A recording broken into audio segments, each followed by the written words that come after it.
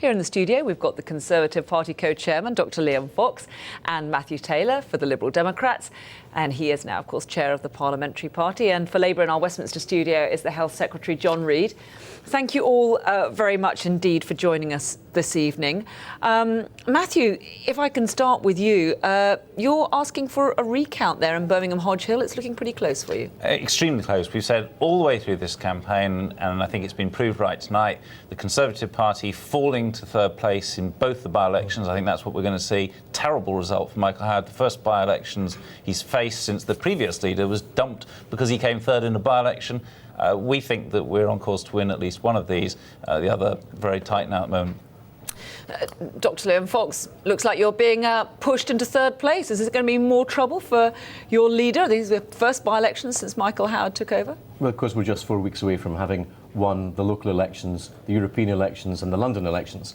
So we've got some pretty good results in the bag. I think what we're going to see tonight is, to an extent, what happened in the local government results, which is people will vote for the party they think on the ground are most likely to beat Labour. This is about... Shouldn't that be you at this stage of the Parliament, then? Well, it would be in some seats, but it's not clearly going to be... Well, you were in second place, and you've fallen to third tonight, haven't you, in both? Well, to win Hodge Hill, we'd have over 450 seats in the House of Commons. We got 10.5% on the 10th of June there, so I don't think we were exactly expecting a triumph in Hodge Hill. This was a seat you mainly held in the past. In the last 25, you held most of this seat for the Conservative Party. You held Leicester in the early 80s. You were the main challengers. You look clearly... I'm sorry to stop you, because we've got to go back to Birmingham. We've got some more news from there. We've got a declaration. Let's go straight over and listen to what's happening. Happy that they have been sorted correctly.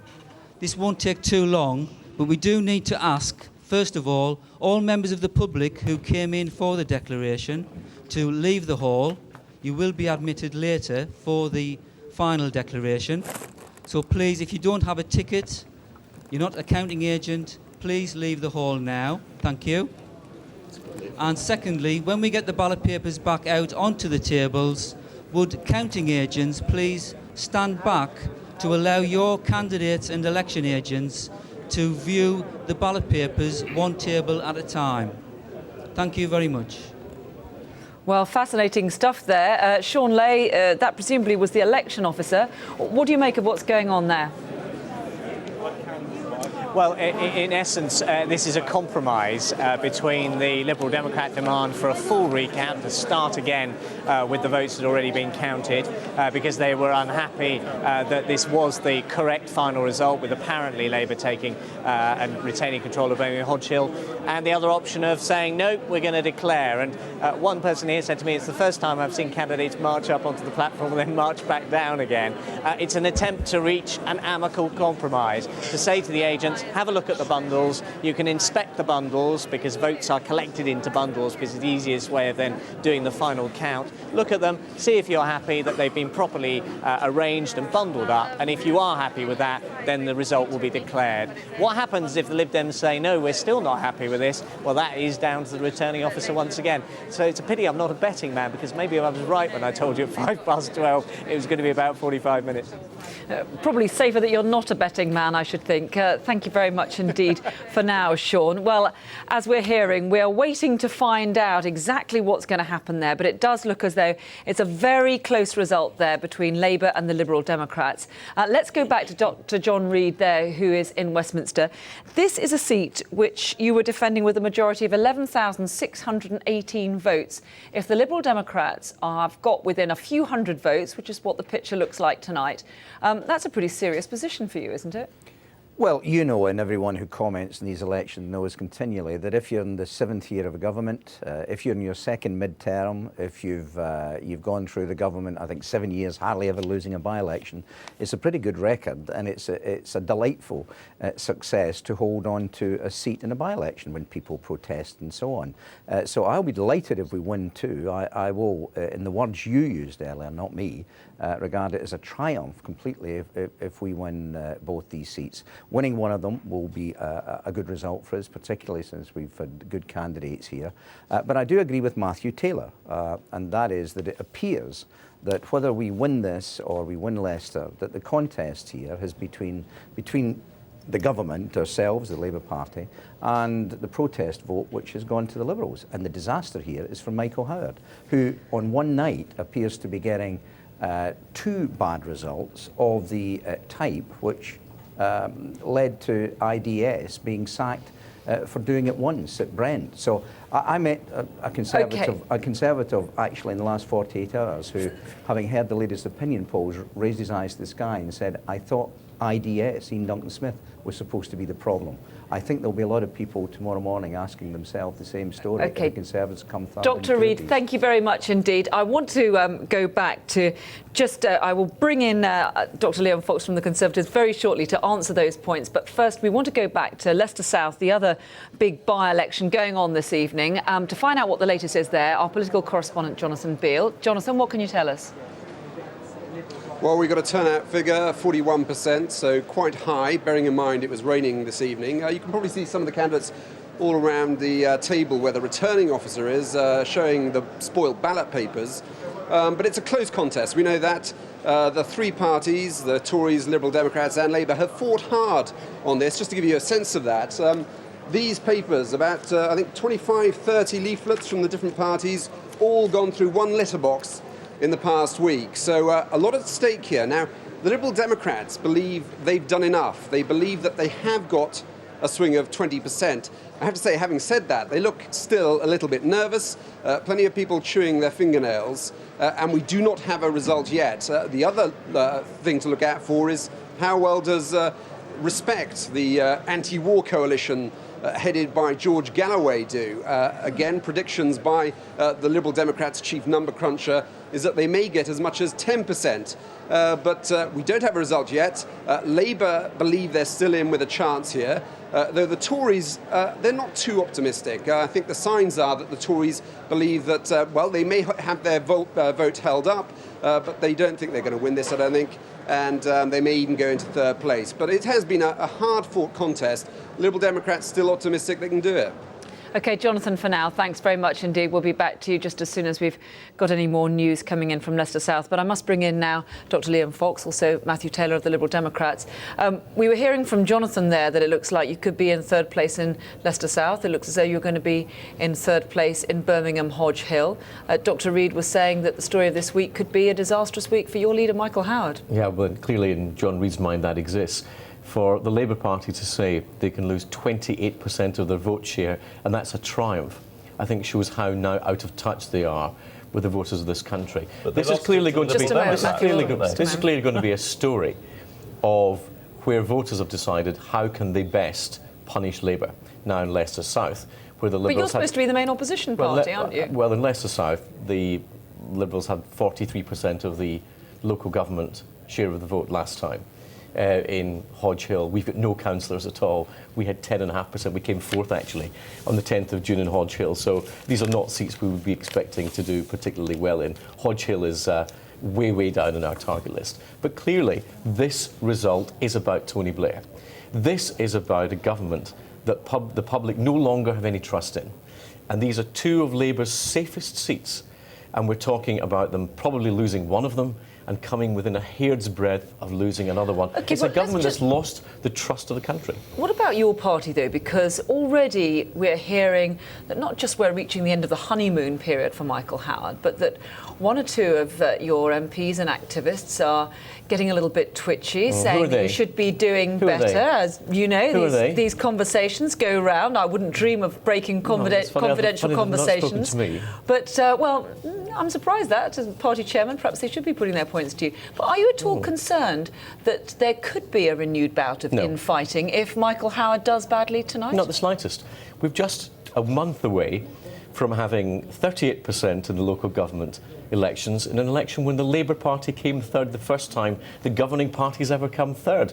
We are now by far the biggest party in local government in the United Kingdom. We won more European seats than any party. We would have won more constituencies in London, and we won more first-past-the-post seats in London than any other party. That's our best performance for a very long time. The fact that we don't do very well in two by-elections where we've not got a very good base doesn't exactly surprise me. OK, for now, Dr Liam Fox, Matthew Taylor will be back to you very shortly. But now both seats that we've been talking about this evening were held with large majorities by Labour at the last general election, as we've been been reporting. But the other main parties still think there could be a chance of an upset. The Leicester South by-election was triggered by the death of the long-serving MP Jim Marshall from a heart attack in May. Labour is defending a majority of 13,243. The Conservatives need a 15.5% swing to win the seat, whilst the Liberal Democrats need an 18.5% swing in the vote. In Birmingham, Labour's Terry Davis is stepping down to become General Secretary of the Council of Europe. Labour is defending a majority of 11,618. The Conservatives need a 22% swing to win, and the Liberal Democrats need to secure a 28% swing. Well, throughout the night, with us here to bring some analysis and to crunch some numbers is Dr John Curtice, lecturer in politics at Strathclyde University. Now, Dr Leon Fox was saying there that really there was no realistic prospect of the Tories ever getting anywhere in these seats. Would you go along with that? I would entirely accept that we would not expect the Conservatives to win either of these constituencies. But I would also suggest we would also not expect them to come third, perhaps in both of them. We would expect normally in this situation, if the opposition was profiting, the chief opposition was profiting from the government's evident unpopularity, that it would see a substantial increase in its vote. Yes, still not picking up the seat, but demonstrating that voters were swinging to it.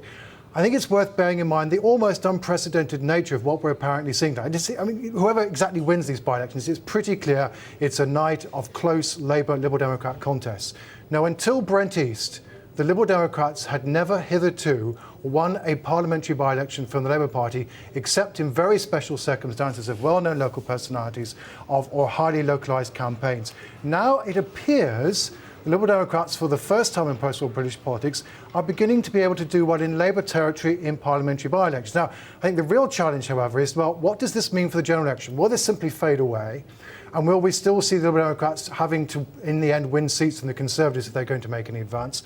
Or will we start to see the Liberal Democrats beginning to gain ground in Labour territory? The truth is that in the long run, if they're going to ever achieve their ambitions of becoming a serious player for government in Britain, they are going to have to achieve that position. Whether they're going to achieve it, I think, is still very much an open question. But of course, the Liberal Democrats have made a bit of a speciality of by-elections, haven't they? They have undoubtedly, and I think almost undoubtedly, I would be the first to say that it's quite possible that the Liberal Democrats will lose whatever seat they manage to win tonight, if they do, they manage to win any at all. I think in a sense, really, for them, the challenge really comes after this, which is that if indeed it does appear to be the case, we have a relatively unpopular government, if indeed, as it appears to be the case, we have a principal opposition party that hasn't still made much advance since 2001, can they use the publicity that perhaps will emerge as a result of at least winning one of these two seats, if they do, to start to create a new bandwagon? And one could argue that given the relative unpopularity of the government, given the apparent persistent failure of the Conservatives to get themselves back into favour with the electorate, that the Democrats, frankly, should be doing better than they have been, that they should have done better in the European elections, that they should be running much better in the opinion polls. We should be looking at an old-fashioned Liberal bandwagon. It's been strangely absent, given all of the rest of the situation which we seem to find ourselves in. OK, John Curtice for now. Thanks very much indeed. We'll be back to you a little bit later in the night, because we want to go back to Birmingham. Just a reminder of what's happening there. We've got not a full recount, but a renewed inspection of the bundles of votes. Now, that is in response to the Liberal Democrats' request for a recount. Not a full recount underway. I think the returning officer there appears to be trying to broker a compromise. Labour were looking happy. They had smiles on their faces, but no firm result yet. Let's go back and rejoin our correspondent there, Shaun Ley. Over to you, Shaun.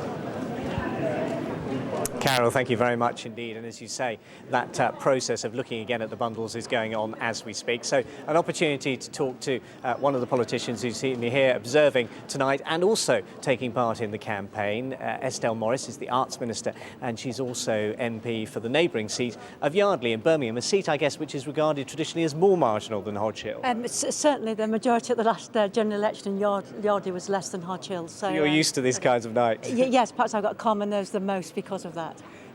What's the justification for not having a recount in your view? Well, I think if the Liberal Democrats want a recount, they should ask for it, and I'm pleased that it's been given. It wipes away any doubt that they might have wanted the votes being counted separately. I have to say they asked very late. The candidates were actually on the platform. We all thought that the announcement was going to be made, and the Liberal Democrats came in with a late request. My feeling is they're not doing a full recount, but they're actually flicking through the bundles, so to speak. So perhaps it won't be too long until we get the final result. Even if Labour held this seat with a majority down to about 400 or 500 votes, that would represent a significant swing from Labour to the Liberal Democrats, wouldn't it? And that must be cause for concern for you in a city like Birmingham. It would be a swing, but remember, this is a by-election. I think since 1994 we've only lost one by-election so far. And remember that the Liberal Democrats were in third place last time. And I think one of the stories that's going to come out of this is the Tories, who might have been the party that you might have thought might have challenged Labour at this time in the electoral cycle, look as though they're in third place. And that's not good news for them. If we win, which I think we will do, we'll have held on part way through our second term. I think we fought a good campaign on the issues, and that's good news for Labour. Are you saying there's nothing to be learned from what you've been hearing on the doorsteps in Birmingham? There's always something to be learned. There's a lot to be learned from the relatively low turnout. I'm again bitterly disappointed that after such an active campaign by all the parties, we've not even got 4 out of 10 people turning out. And of course you listen to people, and it's that's part of politics, but you don't just listen at by-elections. My seat's the neighbouring seat, and like all MPs, we're out talking to our constituents at weekend, and politics isn't just about listening at elections, but day in and day out. You call it an active campaign. It's been described by some here as a very bitter campaign. It's been sharp, certainly. Suggestions that, for example, Charles Kennedy was rocked in his car by some Labour activists, not kind of behaviour you would approve of. No, I don't know if that's true, but if it is true, of course that's appalling behaviour. I've not heard that before, so don't let that become a folklore of the campaign. But I think that by-elections are sharper. All the activists turn up, all the national campaigners turn up, and everything's focused on one seat. When you get a general election, efforts are dissipated. It's certainly been sharp, it's been heavily fought, but just wait for the result now. Has it been tiring for people? Because it came, Terry Davis's announcement that he was resigning came very soon after the local elections. We then had the death of Jim Marshall in Leicester. So in a sense, your activists have gone through one exhausting set of local and European elections, and then suddenly having to gear themselves up again for what's a kind of mini general election on a local scale. It is, but it's amazing what adrenaline will do. Any politician or any party activist knows that when there's a campaign, you pull out the stops and you go. I think from all parties there'll be a lot of very, very tired people tomorrow, but I've not seen any sapping of energy throughout the campaign at all. It's been well and actively fought. And what message would you say a victory of maybe 400, 500 votes in Birmingham Hodge would send Tony Blair? I think that it shows that the people are still behind Labour. I think it puts us in a good position for the next general election, but it's not about being complacent. Of course we would wish the majority to be more than that, at least in 4 figures. And I think we take back people's concerns about crime and about antisocial behaviour and their eagerness for progress to be even quicker than it is. But if we win, we win. And we mustn't forget that, but there are always lessons to be learnt. There's always things we can do better, and the people will always wanting us to go faster, and we won't forget that. Estelle Morris, thank you very much indeed. Estelle Morris staying with us along with a lot of other people, though I say now members of the public have been sent out of the hall again while this re-verification of the voting bundles takes place. Hopefully it shouldn't take too long, and Carole, we hope to have a result for you in the not too distant future. OK, for now, thanks very much indeed, Shaun. We'll be back to you, of course, as soon as there's any developments at all. But with me tonight to provide some political analysis is the political commentator and columnist Anthony Howard. There seems to be a sort of bizarre kind of semi-recount going on there in Birmingham Hodge. Yeah, I can't remember, actually, a by-election in which we've been told the proportion, 4 to 500, and then being told, no, it's all off, we're going to have a recount, or at least look at the batches. I mean, frankly, my experience on looking on politics, if you've got a majority of 4 to 500 in a very low poll, that does not justify a recount, in my view. And I think the returning officer has been quite generous in giving them the boxes. If they then won't buy it, the Liberal Democrats, he will, I think, have to say, which is always quite a good deterrent, OK, but you'll pay for it, which means they have to pay all the tellers and counters who are there. And it'll be up to the Liberal Democrats locally to meet the bill. But I suspect, and I hope, that they will say then, OK, if we check the boxes, that's enough. But, you know, if you lose by, obviously, under 100 or something like that, that's recount material. But 400 to 500 is quite a substantial margin. Well, let's hope you're right that we're not going to be kept in suspense for perhaps a couple of hours while they recount all the votes. I don't think it'll be a couple of hours, I really don't. But if that is the result that we're looking at, with Labour holding on but by around 400 or 500 votes in a seat that they had at the last general election with a majority of more than 11,600, that is a pretty serious message, isn't it? It's a pretty serious message. I thought Estelle Morris was quite honest, and she said, you know, winning is what counts, what politicians always say in these circumstances. She did say that she was disappointed at the level of the poll. 36%, if it's really been that hard fought, is not a very high thing for a crucial by-election. And we believe it's higher, of course, in Leicester, 41% we're told. And I shouldn't go on making predictions, but I'm bound to say if that is the result in Birmingham, it seems to me the Liberal Democrats ought to be on course to win in Leicester South, where they've got a much, much stronger local government base. And I thought that, although they'll be disappointed tonight at not taking the double, it looks to me on the basis of the figures in Birmingham, Hodge Hill, that they probably will at least get one seat tonight. Now, having said that, I should probably be confounded, but that's what my feeling is anyway. Well, that's the great thing about by-elections, especially these two. Both very difficult to predict. For now, Tony Howard, thanks very much indeed.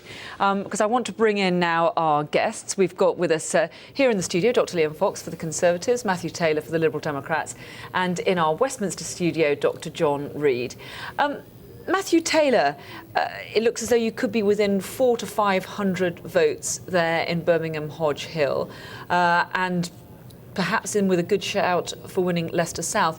But Dr John Curtice was saying that even after your big historic victory in Brent East, there was no real sense of a huge momentum towards even overtaking the Conservatives as the main opposition party, which is something your leader's been talking about.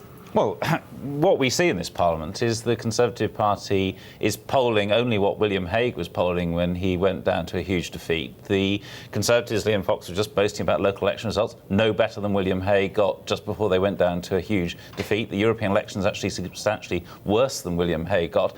The Labour Party is down, and they're down to the Liberal Democrats. We are up in the polls, we've been up in the European elections, we've been up in the local elections. So are you going to win? It looks like we're winning. Are you going to win in Leicester, do you It looks like Leicester we're likely. South? I think we're likely to win Leicester South, but we don't have the result yet, and I'm not going to guarantee anything until we see that. We see here the Birmingham result not yet decided, so, you know, one never knows until the result's declared. But these are huge swings to the Liberal Democrats. The result in Birmingham, if it's anything like we believe it to be, even if we haven't won it, that's one of the biggest swings to the Liberal Democrats from a government that this party's ever achieved, certainly in the top 5. It's a huge defeat for the Conservative Party. And Liam Fox is saying now this is not a seat we could possibly win. He told the Conservative Party told the Independent on the 8th of July that the contest was a two-horse race between them and Labour. Liam Fox himself telling us the Birmingham Evening Mail on 29th of June that they're going to win it. You have made something of a speciality of doing well in these by-elections. But I mean, going right back to Shirley Williams and Crosby, by-election result success doesn't necessarily transfer into general election result success. Right. I mean, has anything changed on that? I actually think that what we're seeing is something much more significant than the by-election results tonight. What we're seeing in the local elections, in these by-elections in the polls, is something that's never happened before, which is a Labour government doing badly and that swing coming to the Liberal Democrats. The Liberal Democrats have traditionally done well against Conservative governments, but we have not ever before had these kind of breakthroughs against a sitting Labour government. In the past, the votes in those circumstances have gone to the Conservatives. There never were Liberal Democrats against a previous Labour government. Well, no, all right. You didn't exist then. Oh, come on. The Liberal Party, our predecessor party, never managed this kind of breakthrough against Labour. We've never before done so well in the cities, not just in these by-elections, but in local government. In the past, when Labour has done badly, the Conservatives have reaped the benefit. Now what we see is the Liberal Democrats breaking through in the cities. There are cities now that have no Conservative councillors at all, let alone Conservative MPs, where there used to be Conservative members of Liam Parliament. Fox, shouldn't you be the people who are really putting the government under pressure tonight? You were saying just a few weeks ago that it was going to be a two-horse race. It doesn't look like it at all at the moment, does it? Well, as I say, in the local government elections that we've just had, the European elections we've had, where incidentally the Liberals came fourth in the European elections. We were up and you were down, weren't you, Liam? And you went for a terrible tour. Okay. No, Just about Matthew, we've you heard were from you fourth just a in those moment. elections. And what I think is increasingly clear is that voters are voting differently in different elections in this country. That's the first thing. I think that most commentators would accept that that's now happening. And the 10th of June was a very clear example that voters will vote differently in different elections. Clearly, I think what they've decided is in these elections, as they did it very often on the 10th of June, to decide which party is going to beat Tony Blair's government. And I think that we're very much in danger of letting the crucial message tonight disappear. These are drops in the share of Labour's vote, which are historically almost unprecedented. Only 4 times have Labour lost a share of the vote as big as this. This is really quite seismic for the government. And we're in danger of squabbling at the margins here and forgetting what the big picture is, which is the government that's not trusted any longer and is losing the faith of the voters, which we're just about to see. Let's bring in Dr John Reid, who's there in our Westminster studio at Millbank. Seismic shock against your government, Dr Reid? I beg your pardon, Karen, I didn't catch that. Well, that was the remark there that we heard from Dr Liam Fox, that there was now a seismic shift against Tony Blair's government. Would you accept that? Well, no, look, I mean, Liam is giving us a little of the old by-election rhetoric. Let's get back to reality. Everyone knows that if you have a by-election towards the end of a mid-term of any government, far less the second mid-term, with a fairly low turnout, then for a government party to hold a seat is a pretty good record. Now, I don't know if we've held Birmingham. Let's wait and see. I think the Liberals had a bit of momentum more than in Birmingham, in Leicester, where they hold 8 or 9 of the council seats there. But what is quite clear is that if we hold 1 seat, then that will be a good result for us tonight, given where we are and given the circumstances of the last few days. If we hold 2, it will be a very good result indeed. But if we don't, if we hold 1 and the Liberals are there or thereabouts in both of these, then the significant common factor in all of these, the big picture that Liam Fox was talking about, is, as Matthew Taylor said, I have said, and John Curtice has said, is the disastrous showing of the leader of the Conservative Party. Okay, just for a moment, John, because I just want to remind people that we're looking at some pictures now from Leicester South. Right. We don't have a result yet from there, but we are looking at a group around the Liberal Democrats candidate there, Parmjit Singh Gill. I have to say that they are looking pretty happy. I've seen handshakes going on there. They're looking pretty pleased with themselves. We don't have a result there yet. But if the Liberal Democrats do manage to take this seat from you, that would be pretty serious, wouldn't it, Dr Reid? Well, it would be disappointing, certainly, to lose a seat. As I just said, I think the Liberal Democrats had a bit more momentum there through the council elections than they had in Birmingham. And we always have the consolation, though it isn't a complete consolation, I exceed that, but we always have the consolation of knowing that the Liberal Democrats traditionally lose more than half the seats they win at by-elections back. But what is clear, if they have come near there in Birmingham, is they're the repository of votes, and the big worry for any government party would be if the main opposition party was looking as though it might be an alternative government, and there is no sign whatsoever that under Michael Howard's leadership that is happening. And when they got rid of 2 leaders prior to this for having a better record actually than Michael Howard is now developing, I think they have a real problem there. Yeah, they may have a problem, but Leicester South, you had a majority there of 13,243 votes at the last general election. We're seeing some pictures of some happy-looking Liberal Democrats. That sort of loss is a pretty serious protest vote, isn't it? Well, it is a protest vote, and we have to listen to it. Well, they obviously don't like a lot of the things that your government is doing. Well, when we were there, actually, on a lot of the domestic issues, law and order and the free bus passes we had extended, which the Liberals incidentally took away from the old people there.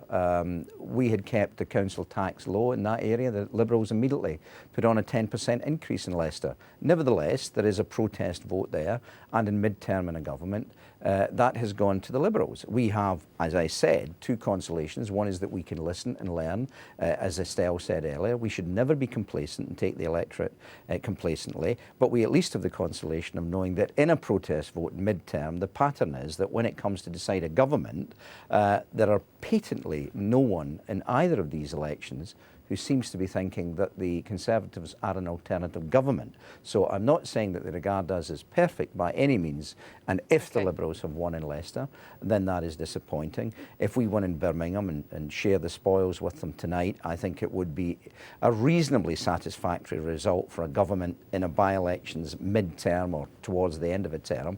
OK, Dr John Reid, thank you very much indeed for now, because I want to go... Thank you very much indeed for joining us from Westminster, because I want to go back now to Leicester and join our correspondent there, Jonathan Beale. Jonathan, we've been seeing some pictures of the Liberal Democrats all looking rather happy. What's the latest you can tell us from there? Yes, as you say, their candidate, Parmjit Singh Gill, has arrived. A huge cheer went up when he arrived.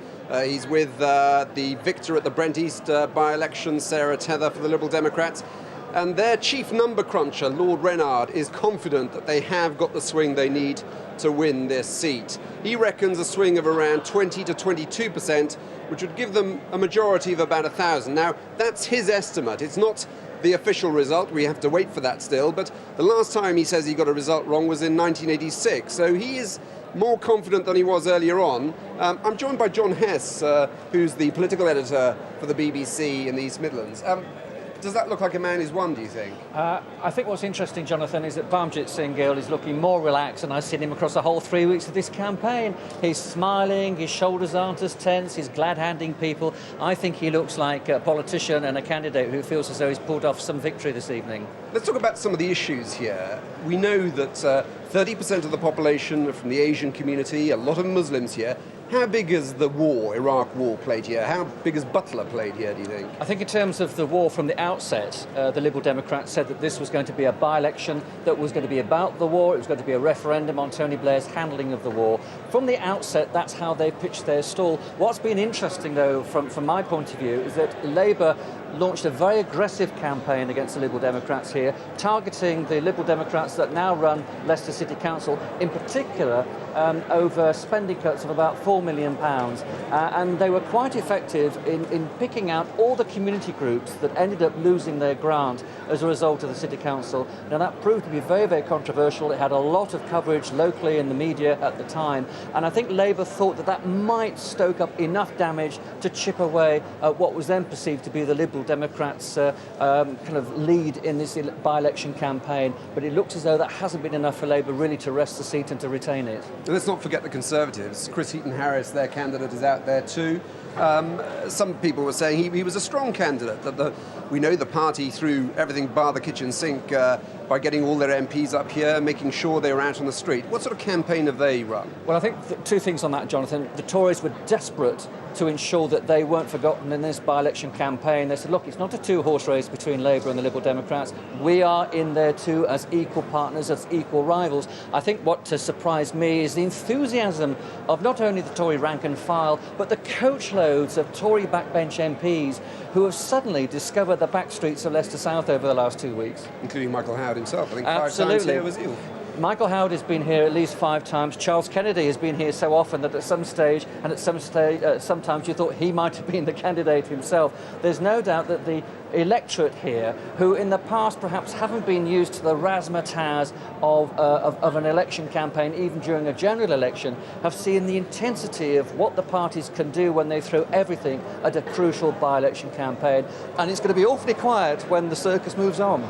which it will do, but we're still waiting for that result to come out here from Leicester South. Of course, there is Respect, George Galloway's party. Yvonne Ridley, the journalist who was captured by the Taliban, converted to Islam, is their candidate here.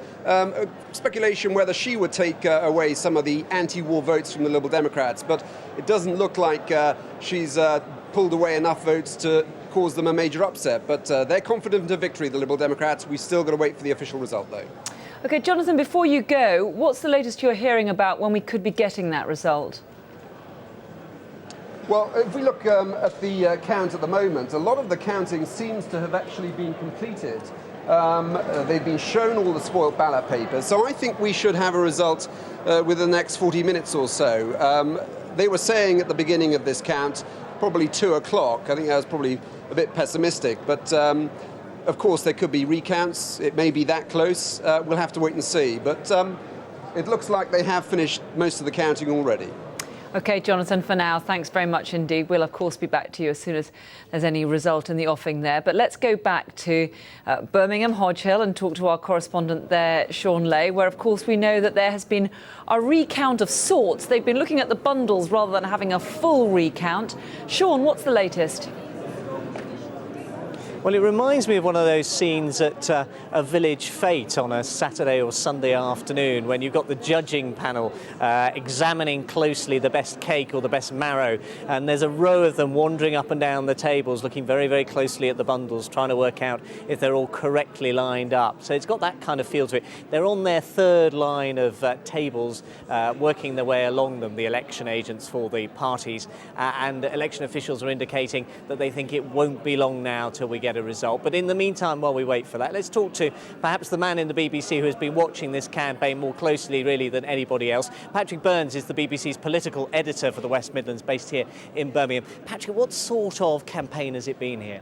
Well, it's been a very intense and in some ways rather a bitter personal campaign as well, because as you know, Nicola Davis is the spokesperson for the Mobile Phone Operators Association. She's the Lib Dem candidate. She is the Lib Dem candidate, and she's been on the receiving end of a little bit of negative campaigning from Labour, who've characterised her as Nokia Davis. And as you know, mobile phone masts are not exactly universally popular. But, you know, the bitterness goes both ways. I was talking to someone in the Labour camp about this application for a recount by the Liberal Democrats, and they're saying this is the last dirty trick of a difficult campaign, but we knew it was going to be tough. So it goes both ways. It has been quite an intense, difficult campaign. Yeah. How would you characterise this constituency?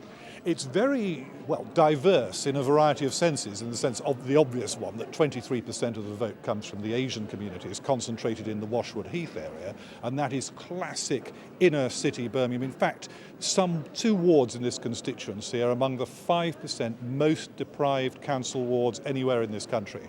But then you follow the constituency out towards Hodge Heath, which is partly what gives the constituency its name. And there you're out on the sort of towards suburbia. It's very different. So it's quite a variegated kind of picture, which is one of the reasons why it's so difficult to generalise about this. You know, how will the war play? How will it be for the Liberal Democrats if they do make it as a referendum on the war? Well, that's an issue that may play very intensely in certain parts of it, barely at all generally. I have to say, when I've been talking to people during the course of this campaign, people actually on the streets, there is much more focus on issues like law and order, drug abuse, drug pushers on street corners, even dog dirt, would you believe? Talk about pavement politics, you know. That these are the issues that people really want to talk about to the politicians, and they feel that generally the politicians have neglected them. They say, OK, there's an election on, they're all crawling over us, you know, the Tories, 10 MEPs from Westminster on any given day, heavy hitters from the cabinet, Charles Kennedy almost like a one-man procession. He's been here 5 times. And they say, right, there's an election, but show us that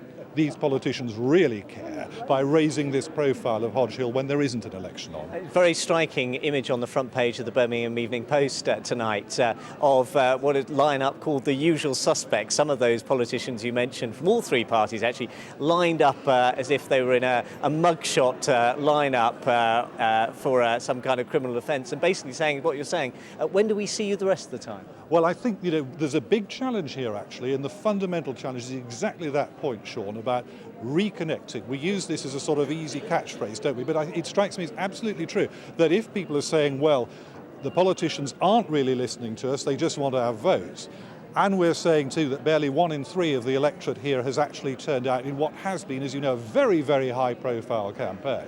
Then I think the politicians, irrespective of party, do have actually something to listen to this, something to learn from this as we run up to the election probably in 10 months' time.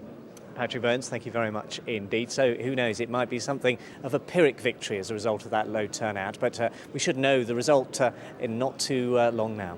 Yes, thank you, Shaun. We're looking at some pictures there which look very much as though the representatives of all the parties are being given some figures. They all seem to be taking a few notes. As you say, we haven't quite got a result there yet. There has been a recount of the bundles. That's not quite a full recount, but certainly we're hearing that the result is close, perhaps 400 to 500 votes in it. Anthony Howard, what do you detect from what you're hearing there from Patrick Burns? He's been on the ground throughout this very tightly fought by-election campaign, yet still no huge sense of enthusiasm or involvement by the voters. I think that probably is a very depressing thing in that, you know, we're congratulating ourselves saying that the 41% turnout's really pretty good. Actually, a 41% turnout in Leicester is pretty awful in a key by-election, in my view. And if this is 36%, it's worse. And I don't think anybody in any political party should be cheered up by those kind of figures. I mean, I can remember when by-elections used to get sort of 75, 76, that kind of thing sometimes, crucial by-elections. I think what was interesting is that there was this feeling that they feel the circus has come to town and the circus will then move on tomorrow and they'll just be forgotten people again. And I think that probably applies as much to the suburbs as it does to the inner city areas. And I think there is a kind of disillusionment now abroad about politics and politicians, and it's not a healthy sign. Yeah. Even when the politicians do go up and try and engage with the voters. I know that, for example, the Tories were bussing lots of MPs up there. Certainly one I spoke to said that there was a slight sense of two worlds. There was a big flurry of activity and campaigning, but a lot of people, despite all that, still felt somehow disengaged from it. Yeah, I think people tend to be cynical. They tend to see through that like cellophane. They say, you're here because you want my vote. You're not here when I want you to help me. And I think, you know, the more that MPs flood in at a crucial time like this, and the more, although I do think one has to say party leaders are rather different. I think that Charles Kennedy did work jolly hard on Brent East, for example, and it seems to me he's worked pretty hard on this, and I think he deserves some kind of reward for hard work. But I think the idea that you bus in great tribes of MPs, as Labour tried to do in Brent East last year and got nowhere, so you weren't allowed to hang around the House of Commons. You were told, get packing, get up there. And I think that doesn't really deceive anyone in the public, and they just say, well, all the same, you just want a favour. The favour, he wants my vote. Once you've got that, you couldn't give a toss. OK, Tony Howard for now. Thanks very much indeed. Let's go back and talk to the politicians we've got with us. Matthew Taylor for the Liberal Democrats, Dr Liam Fox for the Conservative Party, and Dr John Reid is with us from our Westminster studio. Liam Fox, you put a big effort into this Leicester South count in particular. There were busloads of Tory MPs going up there every week, but yet it doesn't look as though it's really paid off for you. Well, I think you've got to. I mean, I think that Tony Howard's slightly, if I may say, slightly cynical view about this. I think after Brent East, for the Conservatives, it was very important that we showed that we were willing to campaign in a seat, that we didn't desert our frontline troops. And I think that you really do owe it to, I think, whatever party you're in, to give support to those who are carrying your party's banner in any by-election. And I think you should be doing whatever you can to support them. I also think that from a slightly more moral point of view, if you like, although I hate to use that word in politics, but I do think that if you believe that people would genuinely be better represented by your party, that they would prosper from being represented by your party, you ought to do everything you can to try to make sure that you do get involved. I think what Tony Howard says is very, very important. I think that there is, in general, and I think probably most parties have faced this, an overwhelming cynicism out there, not about necessarily politics, but politicians. I'm going to stop you for a moment because we're going over to Hodge Hill. Allowed into the hall now for the final declaration, and can we have the candidates to the declaration stage for that formal declaration? Thank you. Well, they are calling the candidates back onto the stage there in Birmingham Hodge Hill. We now know, of course, that there was this semi-recount. They had another look through the bundles at the request of the Liberal Democrats. We can see there, that's the Labour candidate, Liam Dominic Byrne. He's looking pretty happy, we have to say, a big smile there on his face. Our correspondent Shaun Ley has been with us throughout the evening. He's there now. Shaun, Labour are looking pretty happy. This was always about this particular looking at the month's concern and dissatisfaction for the Liberal Democrats about an apparent... Right, we don't seem able to hear Shaun very well just at the moment. We'll go back to him in a moment. But we can see there the candidates from all the parties getting onto the stage for the declaration from the returning officer there. It looks as though we could finally be due a result. We had a bit of a delay. Now let's have a listen. Lib Dem candidate, please, to the declaration area. Shaun Ley, I'm not sure whether we can hear you now. The candidates are there. I can up hear on the you, stage. Carole, if you yes, can hear me. Labour are looking pretty happy. They are indeed. Round of applause for the candidates as they come through. This is Nicola Davies, who is the Liberal Democrat candidate, just coming up onto the stage now. Liam Byrne already up there, and most of the other candidates in place. As Lynn Homer, who's the Chief Executive of Birmingham City Council, prepares to announce the results in this by-election after that brief re-declaration. Here she is. Hello everyone. Can I first of all apologise for the false start earlier, which was a misunderstanding on my part rather than anything else. So apologies that we kept you waiting. The result for Birmingham Hodge Hill constituency is as follows. Liam Dominic Byrne, Labour, 7,451 votes.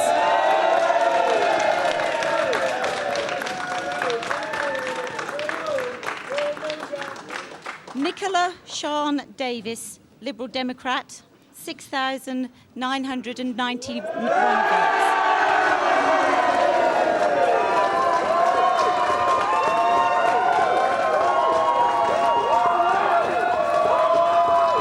I ask for quiet, please? Stephen, could I ask for quiet, please? Stephen John Arthur Eyre, Conservative, 3,543. James George Hargreaves, Operation Christian Vote, 90. John William Rees, Respect, 1,282.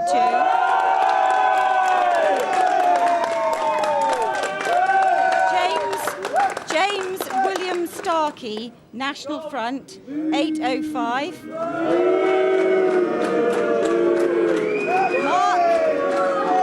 Mark Kenneth, please be quiet. Mark Kenneth Wheatley, English Democrats, 277. This represents a majority of 460 for Liam Dominic Byrne, who is duly elected Member of Parliament for Birmingham Hodge Hill. So there we have it, a win for Labour in Birmingham Hodge Hill. They have held on to that seat. The majority at the last election was 11,618, just a few hundred votes this time. But let's hear now from the winning candidate, Liam Byrne.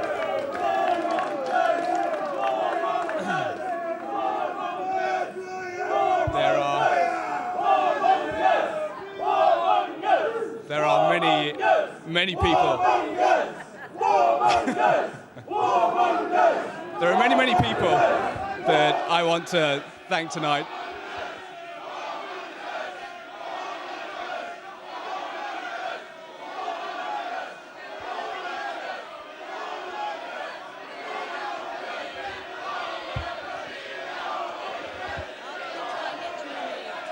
Say again. Okay. Could I please ask you to be quiet? Could I please ask you to be quiet, or we will have to take you out. I think you're going to have some opportunity to listen to all the candidates if you will be quiet. Thank you. There are many people. There are many people that I want to thank tonight. There are many people that I want to thank tonight. But first, I'd like to say that this result shows that after 7 years of Tony Blair leading our country, people still know that Labour governs in the interest of the many and not the few. And people in this country still know that it is only Labour that can be trusted to deliver for our community, our city and our country. This is an excellent result for Labour tonight and a truly awful result for Michael Howard. Just this week, the Tories said that if they were ever to get into government, they had to start winning in areas like ours. Tonight shows just how far away they are. This is a disaster for Michael Howard. He has lost the policy battle over schools and hospitals in the past month, and once again tonight, he has failed to make a breakthrough. For 25 years, Terry Davis has worked hard in this constituency for the people of Hodge Hill, and I know that I speak for literally thousands of people when I say I wish him all the very best for the future. But to win the trust again of the people of Hodge Hill is a responsibility and a privilege. The result shows that the people of Birmingham expect and demand their politicians to take their concerns seriously. They don't want to hear warm words or platitudes. What they want to hear is people who talk less about the rights of yobs and more about the rights of ordinary people. Just a few moments ago, when the returning officer announced the result, I was given the chance to go into the bat for Birmingham. I accept this honour with a lot of pride and with a lot of humility. Birmingham has given my family the opportunity to work and thrive for 3 generations. Birmingham is where you can get things done. My constituents have achieved many things over the generations, but in a changing world, they need a government and an MP who is on their side.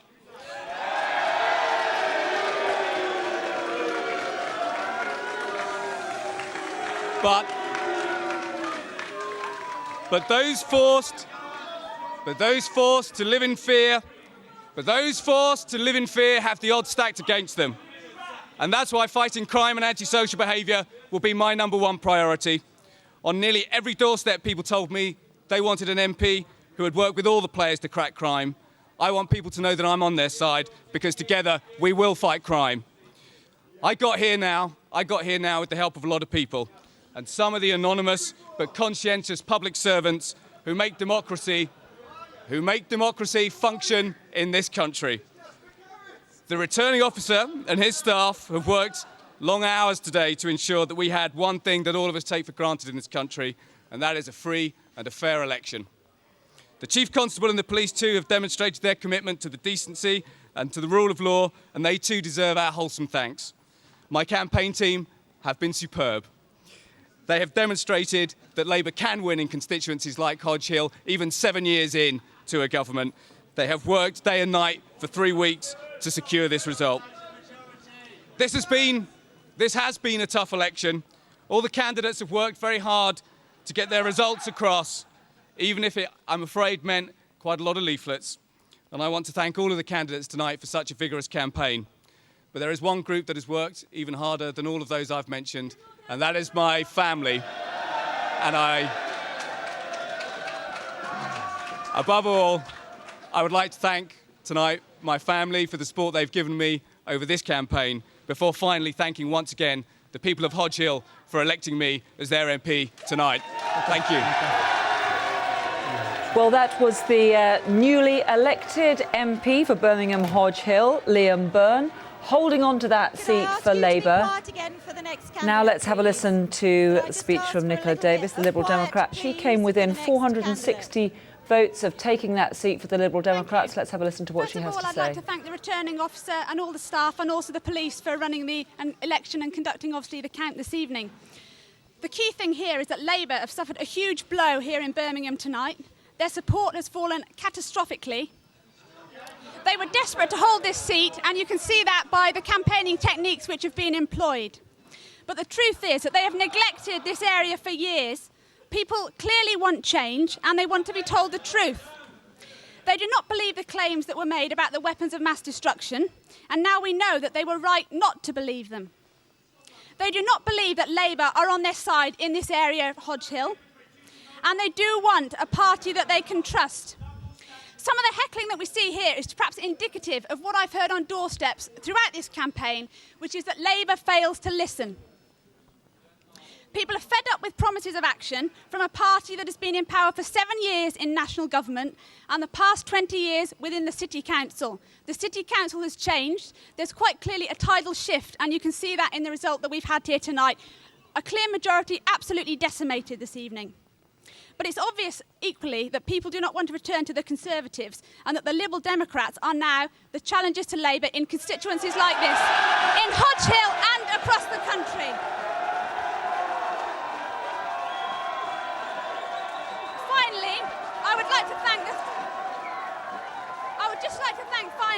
the support of Charles Kennedy and the whole parliamentary team, my agent, campaign manager, and all those local people who've taken part in this campaign.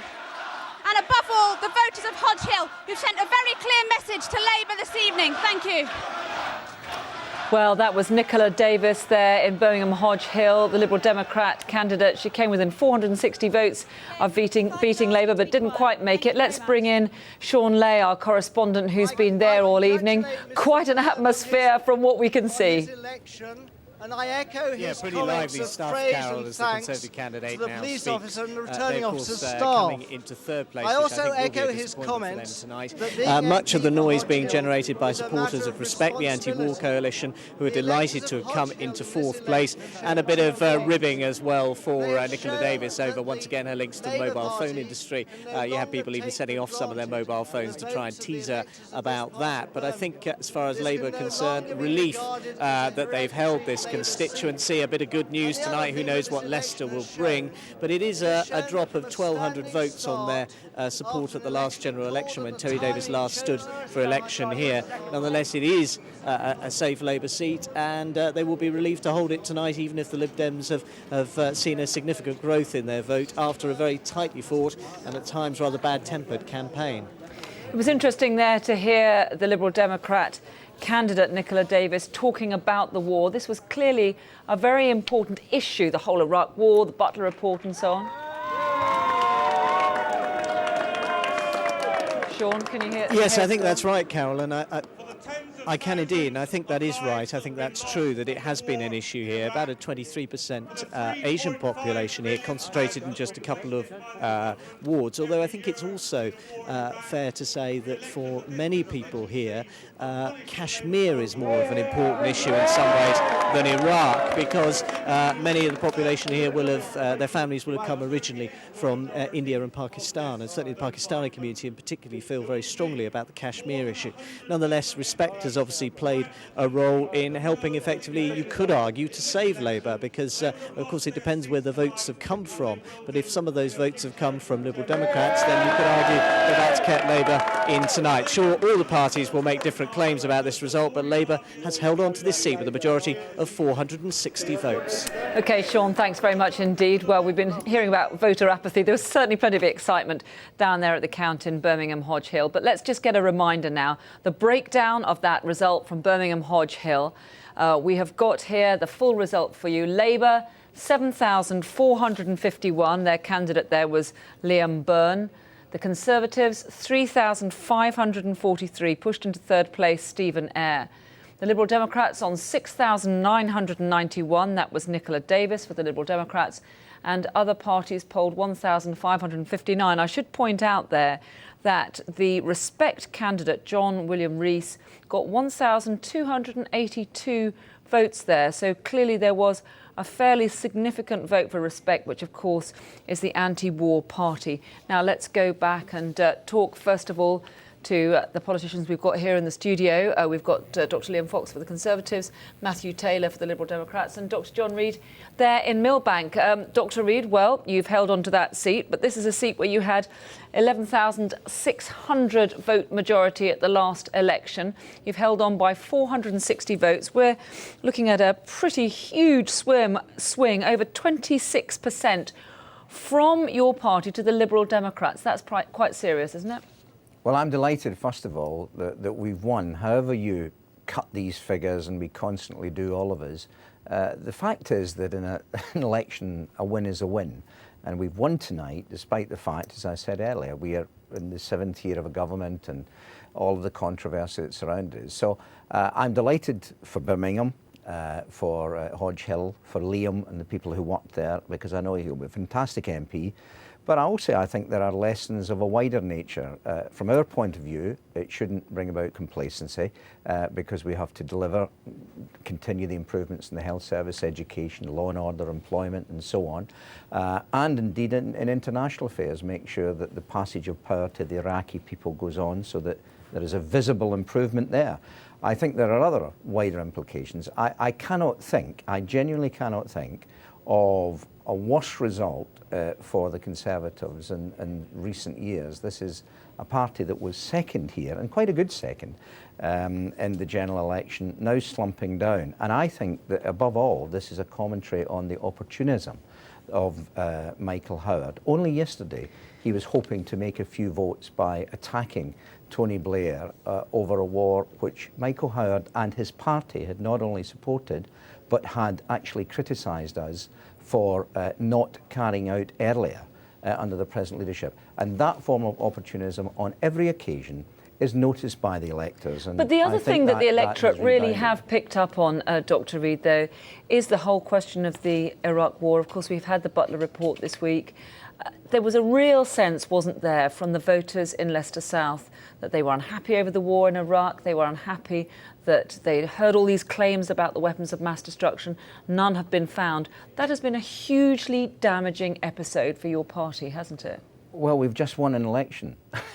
I did not find... But in the face of a big protest vote, you yourself were admitting that. Actually, if you look at the study carried out by Leicester University themselves, they did not find that Iraq was as big an issue on the doorstep as other issues like the communal assistance through the local services which were being withdrawn, the free bus passes that were being taken away, the 10% increase in council tax. All of those were actually bigger issues. But what is certainly true is I don't regard any results with complacency. We have to win people's votes, and I'm gratified and very pleased that we've got the result we have tonight. But as I said, that doesn't engender complacency, because I want to, and particularly my own portfolio, to see that we have a continually improving health service, a stable economy, law and order, big issue in all of these. And I'm sure that our coming down hard, the Labour Party got a lot of support in Birmingham because of that, and the Liberals, who were perceived to be soft on crime and on those who carry out the crime, rather than being soft and sympathetic towards the victims of crime, I think they suffered there. OK, Dr. Reid, well, let's put those points now to Matthew Taylor from the Liberal Democrats, who's here with us in the studio. You didn't win, and it's because you were soft on crime. That's what Dr. Reid's saying. Well, I don't think so. Let's just take a moment to actually pause on this. If I've looked back over the last 20 years at some 80 by-elections that have taken place with the swings to the Liberal Democrats, the best swings of all. This, out of those 80, is in the top 5 or 6. So this is a huge swing to the Liberal Democrats. 26.5% around about. Absolutely enormous swing. In a seat that we, after all, were in third place at the last general election, and it's replicating what's been happening in the cities across Britain, which is the Liberal Democrats mounting, for the first time ever under a Labour government, an effective challenge, the only real opposition that's been mounted to Labour, because people are looking to move to us. There was the anti-war protest vote, wasn't there? Anti-war, the record of Labour on schools and hospitals, crime that's being mentioned there. You only have to go around the area to see the problems that people are experiencing still after 7 years of Labour government. I think we would have actually seen this election won if the Conservatives hadn't been putting out nonsense saying they're set to win, the Liberal Democrats in 4th place. Well, that's Liam Fox saying that's what happens in by-elections. People go out and campaign, don't they? Yeah, but this is actually just untrue. The Liberal Democrats in 4th place on Conservative poll. I mean, the truth is the Conservative Party had an enormous... Of all parties, for the Liberals to be sensitive about campaigning really is rich, isn't it? Liam, we said throughout, we thought it would be within 1,000 votes. It was 400 votes. We were exactly bang on. We were telling the truth to people. And the truth is, the last Conservative leader, Ian Duncan Smith, was dumped for actually getting a better result in the Brent by-election than the Conservatives have achieved in this by-election. Okay, well, let's bring in Dr. Fox here. Even worse than Ian Duncan Smith. Because this was a pretty disappointing vote for you, wasn't it, here? You were pushed into 3rd place, 3,543 votes for your candidate. Not a great result, is it? Well, it's not a great result. We wouldn't expect to get a great result in Hodge Hill. It's about 7%. Why did you say you're going to win? Matthew, grow up. It's about campaigning. It's about this sort of seat. It's always going to be a difficult seat for us. We've got about 7% more than we got on the 10th of June, which I think was quite reasonable compared to our local government performance. I think the essential thing to notice about this by-election, Matthew mentioned swing.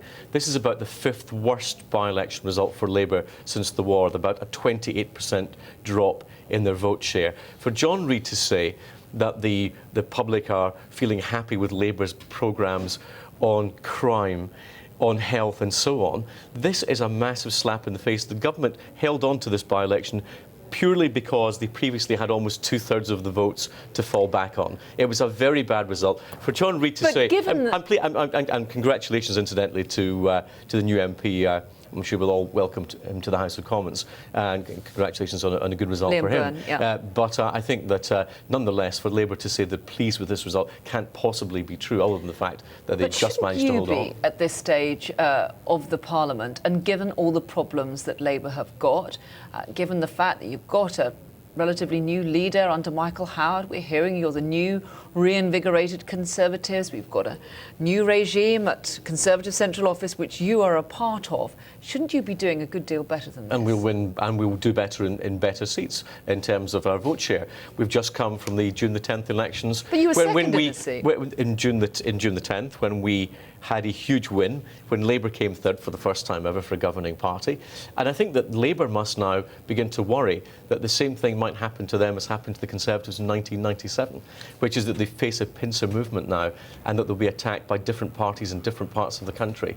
And if I were Tony Blair, I'd be very worried at the implications of this result for his general election performance next time. OK, for now, thank you very much indeed, because we want to go back to Birmingham Hodge Hill and Shaun Ley, who I believe might have the winning candidate with him. I do indeed. I have with me the new Labour MP for Birmingham Hodge Hill, Liam Byrne. Congratulations, first of all, on your result. Thank you. Having said that, it's a fall in your majority from your predecessors of about 11,000 majority over the other parties to one of just 460. It's a disappointing result, isn't it? I'm delighted that 7 years into a Labour government, we can still win by-elections. Tonight is a real disaster for Michael Howard. He's come third in this by-election, and he stands a good chance of coming third in Leicester as well. So I'm afraid the real loser tonight is Michael Howard's Conservative Party. But this was a very close result, certainly between you and the Liberal Democrats, close enough for them to demand a recount at least. That must send some kind of warning signals to you in a seat which, after all, has been something like your 68th safest seat in the country, if I can even say it. Well, as a great man Neil Kinnock once said, you only need one vote to make a majority. You can't be complacent if it's that small a majority. We got a majority tonight because we were talking about the things that people are interested in. That's getting tougher on antisocial behaviour, that's getting tougher on street gangs, that's getting tougher on drug pushers. The Chancellor announced new resources for all of those things on Monday, and we're determined to step up the delivery of that on the ground in Hodge Hill. So you think it's the spending review that won you those extra votes to push you over the edge? We were talking about the things that people wanted to talk about on the doorstep, and that is getting tougher on antisocial behaviour, tougher on drug pushers and tougher on teen gangs. What about the war? How much did that surface here? We saw the Respect the Anti-War Coalition coming in fourth place with about 1,200 votes. Not an insignificant number, and the Lib Dems too, campaigning on the war as well. At the end of the day, this election was won because Labour was talking about the issues that people are interested in Hodge Hill. They're not interested in the war. And that is getting tougher on antisocial behaviour. Were they not raising with you at all, the war? I didn't come across that very often on the doorstep. What I did come across very often is concerns about antisocial behaviour. And people were extremely surprised when we explained Liberal Democrat plans. And they were very surprised when we explained that the Liberal Democrats voted against antisocial behaviour legislation, and under their plans they would let 10,000 offenders out of jail back on the streets. What about the tone of this campaign? Because some people have described it as an extremely bad-tempered one. A lot of personal attacks, for instance, on the Lib Dem campaign from Labour, describing her as Nokia Davis. Is that kind of tone of campaign very helpful if you're trying to encourage people to turn out and think democracy is something to be involved in? Well, many of the attacks on the Liberal Democrats came from campaigners in the community who have been campaigning against phone masks for many years.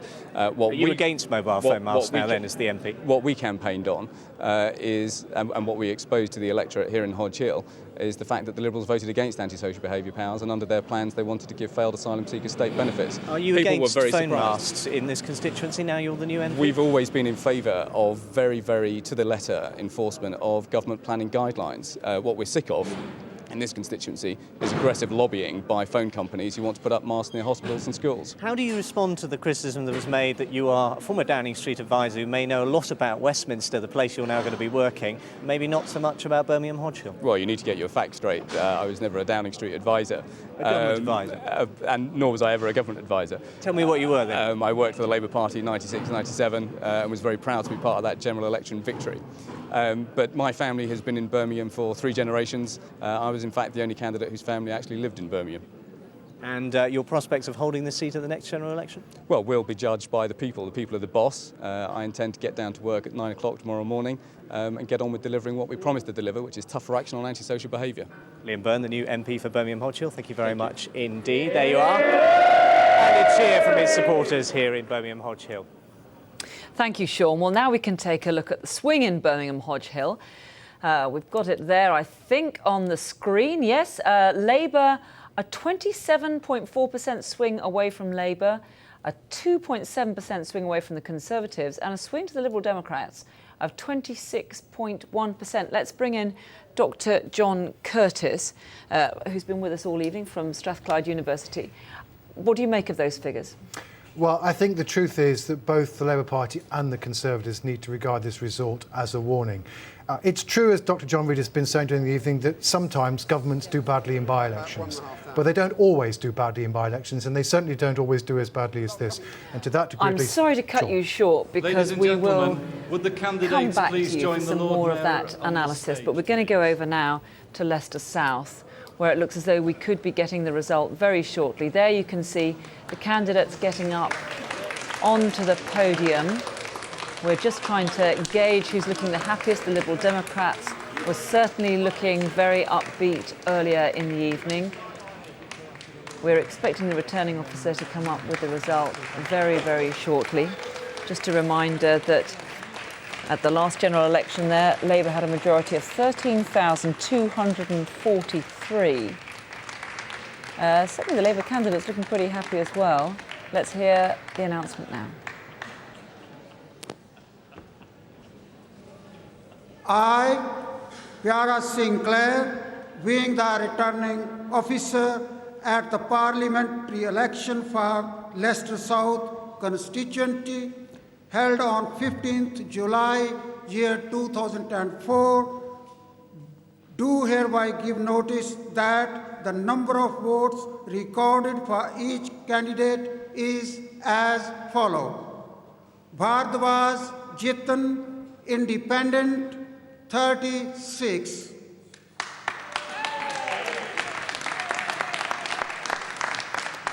Bharat Alan Gordon, Independent, 25.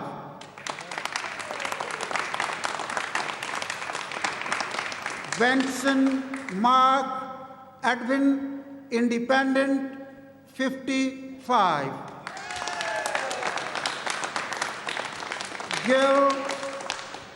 Gil Parmjit Singh, Liberal Democrat, Charles Kennedy's Party, 10,274.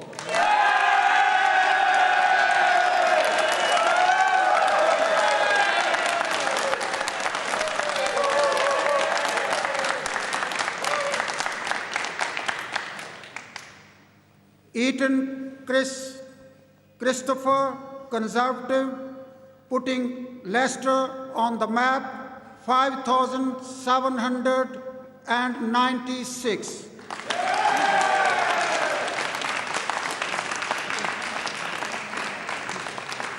Kennedy Patrick Joseph, Independent, 204. Lord Paul Anthony, Independent, 186.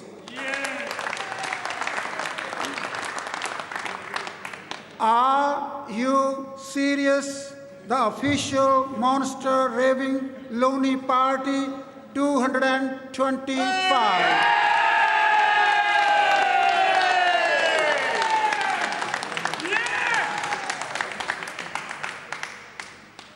Readily Avon on Respect, the Unity Coalition Party, George Galloway, 3,724.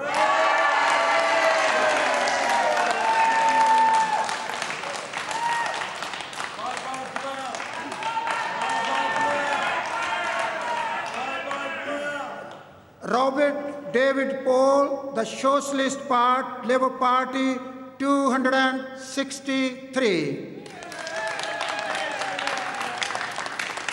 Soulsby Peter Alford, the Labour Party candidate, 8,620.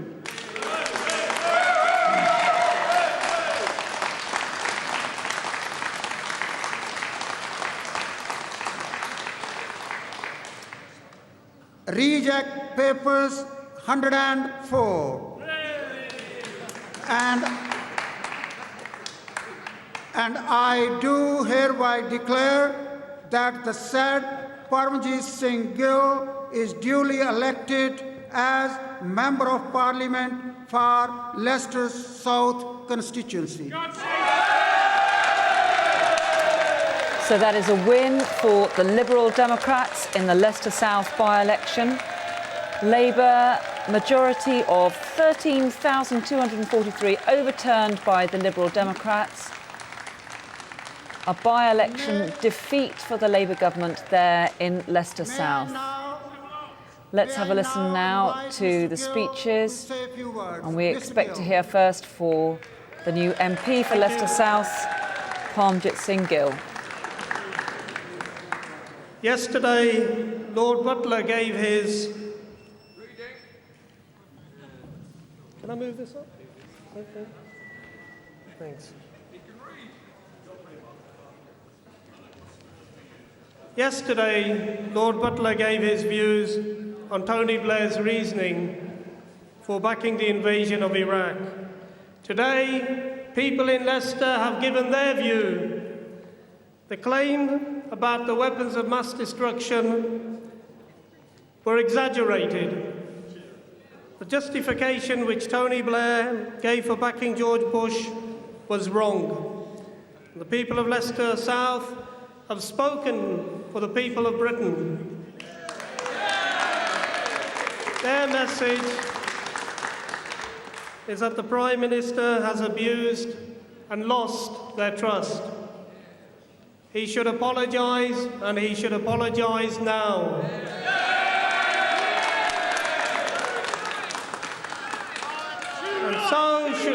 And so should the Conservative Party for backing him so strongly on this issue.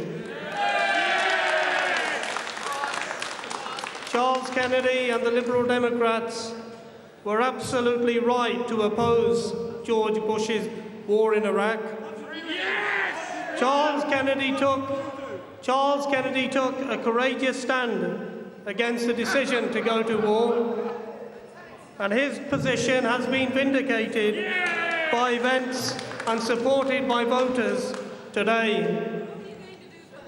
The people of Leicester and of Birmingham have said that they want the government to change their ways. And that when they are ready for a change of government, it is not the Conservatives they will be turning to. The Liberal Democrats are the real challengers to Labour now.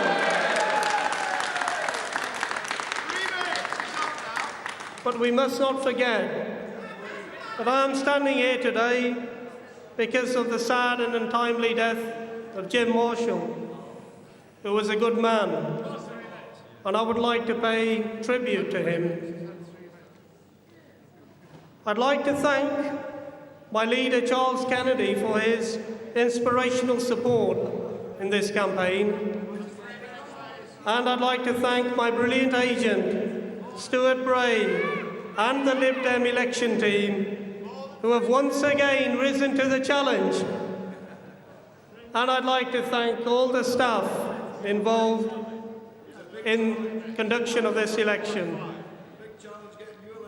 But above all, I would like to thank the people of Leicester South who have given me the opportunity to represent them in Parliament, and I will not let them down. Thank you. Well, that was the new Liberal Democrat MP for Leicester South, Parmjit Singh Gill. Now let's hear from, it looks as though we're going to hear next from the Labour candidate, Peter Soulsby, who lost this seat for the government. In Birmingham. Tonight they came very close to holding on to a by-election here in Leicester South. Towards the end of the second term of a government, that is almost unprecedented. But I'll tell you what, there is something else that is absolutely unprecedented. And that is for the main opposition party to find itself this close to a general election, slipping from second to third place in 2 by-elections on one night. Of course I'm disappointed not to win tonight, but I'm delighted that Labour won in Birmingham Hodge Hill, and I'm delighted by the message that has been sent by the electors of Leicester South and of Birmingham Hodge Hill to the Tory party. Because tonight, the message has gone to them that Labour is on track now for an historic third term. And it's on track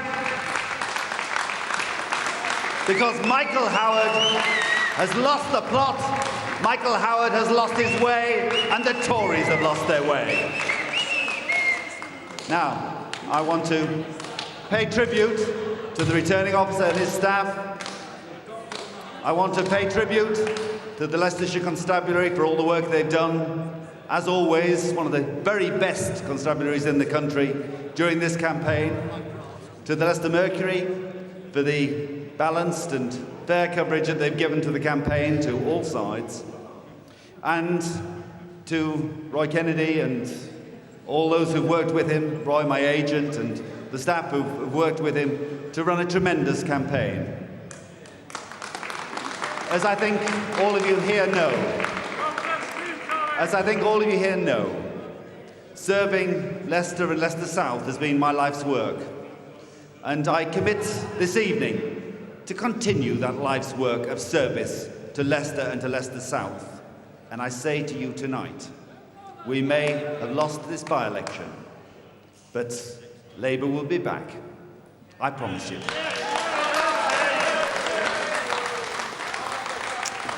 That was Peter Soulsby, the Labour candidate. Labour, of course, has lost this seat to the Liberal Democrats.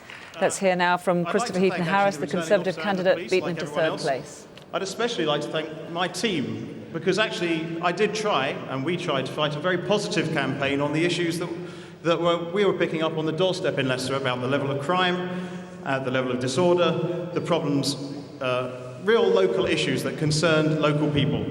Alas, tonight, people decided that the best way to kick Tony Blair was to vote Liberal Democrat. That's their choice, and in fact, I think in Leicester that will be their loss.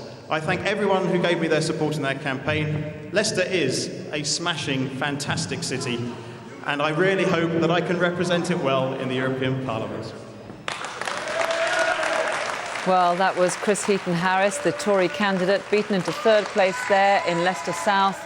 It was, as we've been reporting, a victory for the Liberal Democrats. Let's now get a breakdown of that Leicester South result. I think you can see it there on the screen. The Labour vote, 8,620 for Peter Soulsby. The Conservatives, Chris Heaton-Harris, we've just been hearing from, 5,796. The Liberal Democrats, Parmjit Singh Gill, 10,274. That is a stunning by-election victory for the Liberal Democrats. The others, 4,718. Interesting to note there that Yvonne Ridley, the journalist who stood for Respect, got 3,724 votes. A significant vote there for Respect.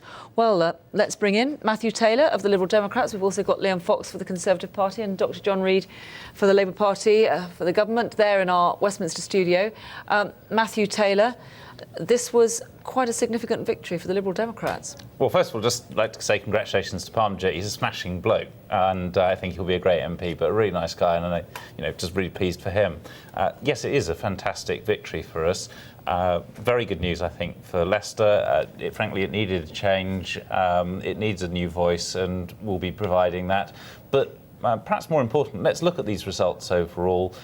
Big cuts in the Labour votes in both by-elections. They've actually come second to the Liberal Democrats, taking the two by-elections together.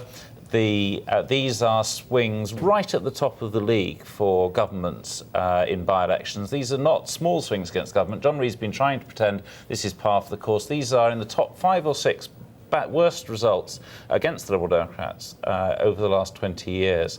The Conservatives, though, plunging down to third place in 2 seats. Leicester South, let's not forget, is a seat that they held in the early 80s.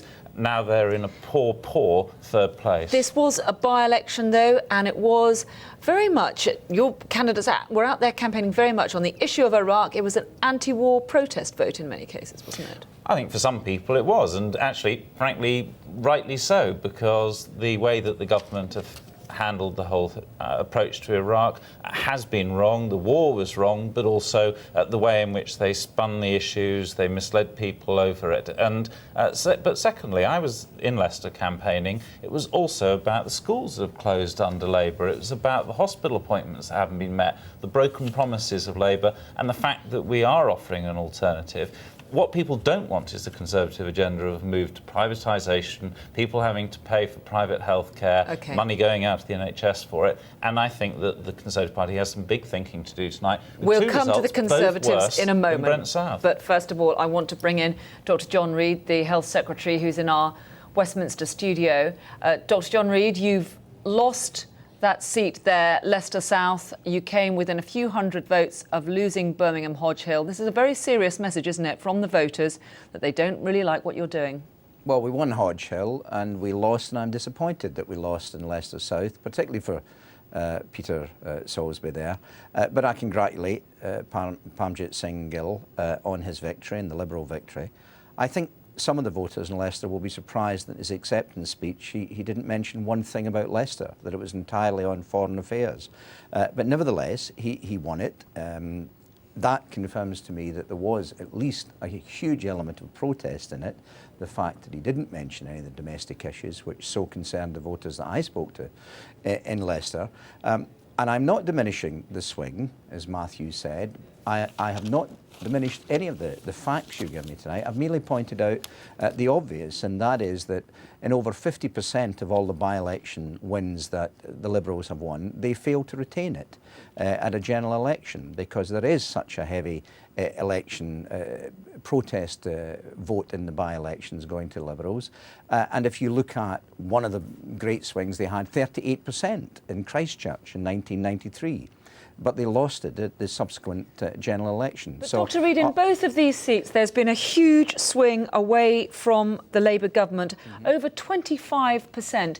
And we know that Iraq was a very important issue on the doorsteps. And it wasn't just the details, an international issue, as you put it. As the winning Liberal candidate was saying there, people feel that Tony Blair has abused their trust. Well, I have to say, I wasn't going to mention this on the night that Parmjit Singh Gill won, but there was a dreadful sense, a terrible sense of irony as I listened to him speaking at an election which is now going to be the prerogative of the Iraqi people for the first time ever. They're going to have their elections. They're going to be able to debate and to make announcements when they win democratically and free in January of next year, precisely because we removed the terrible tyrant from their backs by an intervention. And there was something of an irony to hear a Liberal candidate in a democratic election. But that's not the point, is it, Dr Reid? I mean, the point is that people feel very angry, that they feel that they were misled by Tony Blair, don't they? Carole, as far as the people of Iraq are concerned, I'm afraid for the hundreds of thousands, indeed millions of families who lost people and had democracy denied to them, that is the point. And there is something of a contrast between what the Liberal candidate was saying there and what the Liberals, those who believe in democracy in Iraq, are saying. Nevertheless, I have not denied that there's an element of protest in what is in the results tonight, nor have I denied that we need to listen to what is being said. All I have said is it's not entirely about Iraq. People who visited it, the academics who studied it in Leicester, were very quick to say that it was also about the necessity for the government in mid-term to address and to listen to people, and we will do that. Okay. It is no consolation to me that the Liberals tend to lose these seats at a general election. It is some consolation to me that for the second time tonight, the Conservatives have been going backwards rather than making any advance. OK, well, I want to bring in Dr Liam Fox for not because listening to the voters. He's hit. Thank you very much indeed, Dr Reid. Thank you. I want to bring in Dr Fox. It's been a pretty disastrous night for the Conservatives, hasn't it? Beaten into third place in both of those results. Well, it's not disastrous. We've had a movement of about 3% in our vote in the two seats. First of all, I'd like to add my congratulations to Parmjit Singh Gill. I wish him well for his time in the House of Commons. I'd also like to congratulate our candidate, Chris Heaton-Harris, and his team, who I think did fight a very energetic and positive campaign, and they did talk about local issues. But I think more than perhaps even in Hodge Hill, the war in Iraq clearly was an issue here. If you look at the size of the Respect vote, for example, here it was clearly a very big issue. But I think listening to John Reid is for him to fail to understand why Labour did badly. It's precisely when they don't learn the lessons that they've lost the trust of the voters that they'll continue to get results like this. These are two of their worst by-election results since the war on the same night, and yet it's being dealt with as though it's a minor inconvenience to the government. And it's this arrogance on the part of the government that's leading them into this position. But you to lose supported the government over the votes. war, though, didn't you, Liam? But the government have just lost 28% of their vote and 25% of the vote. And you haven't been in a position to pick up the protest votes, it's a great have result. you? And this is, if you go out and talk to voters, one of the biggest problems that you face is there's a lot of disillusionment about politics. But it's going to be compounded by this sort of reaction when the voters give a massive drubbing to the government of the day in terms of the share of the vote they get, and they don't seem to want to take any notice. And they're failing to understand the message that voters are sending them. And if John Reid and his colleagues don't understand what voters are telling them tonight, they're going to get a lot more of the same in the future. OK, Dr Liam Fox, thanks very much indeed for now. I want to bring in now, we're going to have a look first of all at the list of candidates. No, we're not. We're going to bring in Jonathan Beale, who was there in Leicester South, where the government has lost its seat. Jonathan, over to you. Well, no doubt about it, Carole. This is a spectacular victory for the Liberal Democrats. More than a 20% swing to the party, to Charles Kennedy's party. I've got the winning candidate here, now an MP, Parmjit Singh Gill. You made a speech there. This clearly is all about the war as far as you're concerned. The war was a very, very significant factor on the doorstep. Clearly, the Butler report yesterday brought it back on top of the agenda. So on that basis, we can assume this was a protest vote? Well, what we found on the doorstep was, as I say to you, the Iraq war was a very, very big issue. But generally, people were saying they've lost trust in Tony Blair and his Labour Party. If they can't trust him on the war, how can they trust him with delivering public services? But they were saying essentially that they didn't want Tony Blair, so they were looking for somebody else, and you happened to be the lucky person. No, I don't think that's the case. I mean, previous by-elections have shown you that when people have lost trust in Tony Blair and his government, it's the Liberal Democrats and the honest message that Charles Kennedy puts across, and that's what we're picking up on the doorstep. They're turning to the Liberal Democrats, and we are now the serious challenging party. Dr John Reid, who was in the studio earlier, just was rather surprised that you didn't mention the people of Leicester at all in your victory speech, in the sense that you were focusing on international affairs, on a war in Iraq, on the Butler report. You didn't mention one thing about local services or what have you. And in fact, you have been criticised, your party, for cutting services in this council. Why didn't you talk about that? Well, I think somebody said recently in the local media that this was going to be a referendum on Liberal Democrats running the city for a year. Clearly, if that's the case, the result shows that people are happy with what we've been doing. They're happy with cuts in services, you think? I think they're happy with the way we're efficiently running the council, as opposed to a mess that we were left with after 24 years of a Labour-controlled local authority. And what do you think your chances are of holding on to this seat come a general election? I think the chances are very, very good indeed. I personally expected the result to be closer, but I think we've done, very well, very, very well. And you yourself have mentioned a swing of over 20%, and that's not easy to achieve. Well, it's not easy to achieve at a general election, that's for sure. What about the Tories, briefly? Conservatives, you leapfrogged ahead of them. Well, they'll obviously be disappointed. Before I come to the Tories, I think there's a lot of Labour MPs out there today who will be very worried, and similarly the Tories. Don't forget, in this campaign, the Tories were saying how closely they were running. It was a two-horse race between them and Labour. Once again, we've seen that the Tories are way, way behind, a distant third. Parmjit Singh Gill, thank you very much. That is, of course, the Liberal Democrats' 55th MP, the most they've had since 1929. So it is a significant milestone for the Liberal Democrats. We understand Charles Kennedy himself is on his way here. He may have arrived. He is going to a venue in the city where clearly they're going to be celebrating long into the night. OK, Jonathan, thanks very much indeed. Now we can take a look at the swing in that Leicester South by-election. It's up there on the screen. The swing away from the Labour Party of more than 25%, away from the Conservatives of 3.4%, a swing to the Liberal Democrats of 17.7%, and then where you can see that swing to the others of 10.9%. Now that is very largely the vote that was picked up by Yvonne Ridley, the journalist standing there for Respect the Anti-War Party. She picked up 3,724 votes in that election, and that very largely accounted for that swing to the other parties listed there on that graphic. Let's bring in Dr John Curtice now, Strathclyde University, who's been here looking at all the figures. A pretty significant swing there away from the Labour government. There is. I mean, I think the real thing to think about these results is that individual parliamentary by-elections often produce odd results. But what I think is interesting about these results, together with what happened on June the 10th, is a rather consistent pattern. Consistent pattern number one is the Labour Party are consistently doing badly.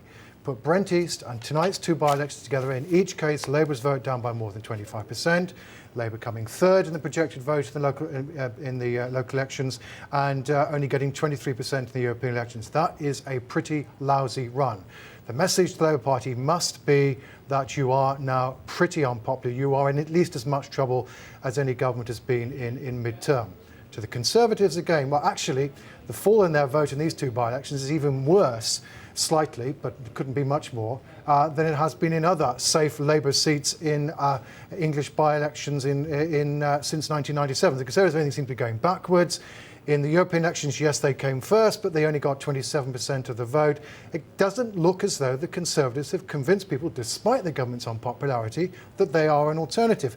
And then there's a third group. Yes, the Liberal Democrats obviously have done well tonight, and they've built on the fact that they did reasonably well in the local elections. And one thing we can now say is that Liberal Democrats in parliamentary by-elections, at least, are now potentially a threat to the Labour Party in the way they are now in local elections. The challenge to them is whether they can now become generally a challenge to the Labour Party in general elections. But then there's a fourth pattern, and the fourth pattern is, frankly, a none of the above. What was the most striking thing about the European elections? It was the relative success of UKIP. What's been striking about local elections, actually, for the last 2 or 3 years? Greens doing quite well, BNP occasionally doing quite well, and now tonight we've seen Respect, 12% and 6%. I think the anti-war party, of course, we should remind them, that was the party that George Galloway formed. They have fought a very vigorous anti-war campaign. Absolutely, but I think again, all of the kind of three mainstream parties need to realise that the electorate appear to be increasingly willing to dally with other parties, to vote for others. Now, those others are not capable of winning many seats as yet, but I think it's a clear warning to all of them that they can no longer rely on the affections of the electorate if they're not thought to be delivering. If we put it in the wider context, though, it's always very dangerous extrapolating from any by-election or any 1 or 2 seats to the general election. Labour have still got a majority of 159 seats. That's a whacking great majority, isn't it? It is. I mean, at the end of the day, there is no doubt that the reason why the Labour Party will be relieved from these results, albeit they'll be aware privately of the message that they're not that popular.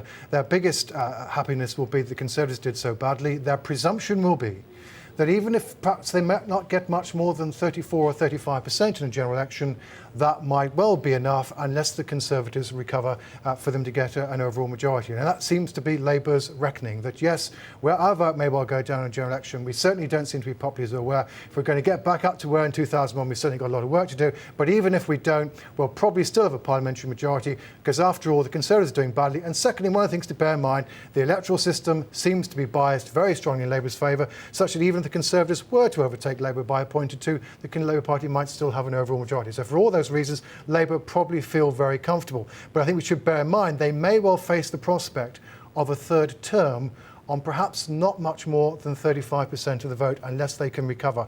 And that would not at least be a very comfortable third term. OK, John Curtice for now. Thanks very much indeed for that.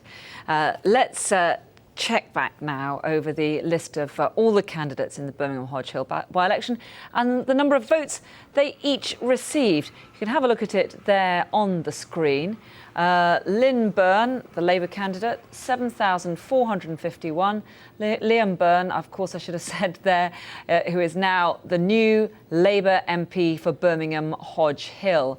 The Liberal Democrats beaten into second place, Nicola Davis, 6,991 votes. Stephen Eyre for the Conservative Party, 3,543. And we were talking there about Respect, the anti-war party. John Reid there polled 1,282 votes. Let's check back now to Leicester and have a look at the full list of the candidates there and the number of votes they each received. You can see them there on the screen. Parmjit Gill, the new Liberal Democrat MP, 10,274 votes. We can see Chris Heaton-Harris for the Conservatives, 5,796. We don't seem to have the Liberal Democrats on that page. The Labour Party, I should say, on the next page. Peter Soulsby got 8,620. We'll come to that in a minute. The smaller parties, they're also doing quite well. Yvonne Ridley, Respect, the anti-war party, got 3,724 votes. And as I was saying, Peter Soulsby, the Labour candidate, beaten into second place with 8,620 votes. Now, with me throughout the night, we've had, to follow all the developments, we've had senior politicians from all the three main parties. Here in the studio, Liam Fox for the Conservatives, Matthew Taylor from the Liberal Democrats, and Dr John Reid is there in Westminster. Dr Reid, a final thought from you. You have lost a seat in Leicester South. You narrowly held on in the nearby seat in Birmingham Hodge Hill. What lessons will you take from these results tonight? Well, we need to redouble our efforts because we have got a challenge, no doubt about that. Obviously, I would have liked to have won both of these seats, to have held on to both of them, even in a mid-term by-election. But I think I would sum it up by saying that tonight we have effectively had a score draw with the Liberals, but there has been a disaster for the Conservatives. From our point of view, it presents us, and when I say us, I mean the government, the Prime Minister and so on, with a challenge. But I think it presents Michael Howard and his party with a crisis, quite frankly, because they're going backwards, and I think his opportunism over major issues is increasingly exposing the Conservatives to worse results than they got under either Ian Duncan Smith or William Hague. OK, Dr John Reid, thanks very much indeed for staying with us from Westminster tonight. Matthew Taylor, congratulations on a new MP in the Commons for you. But are you going to be able to keep these seats when we come to the general election?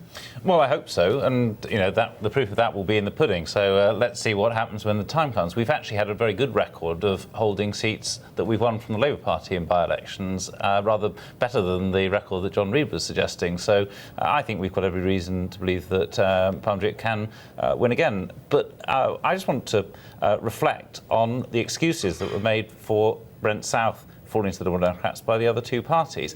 Labour said it was because there was a long 3-month campaign, it was a one-off results. They called these in 3 weeks. They still lost one, very nearly lost the other. I think they need to realise that people are very fed up with them. That's right. But the fact is that you're they getting called your by-elections muddled together. It's late at night. Brent South, Leicester South, 2 by-election victories for the Liberal Democrats. My point was that in Brent South, they claimed that they only lost because they left it so long. Actually, tonight they lost again, even though they called one of the shortest by-election campaigns that's ever been called in the British mainland.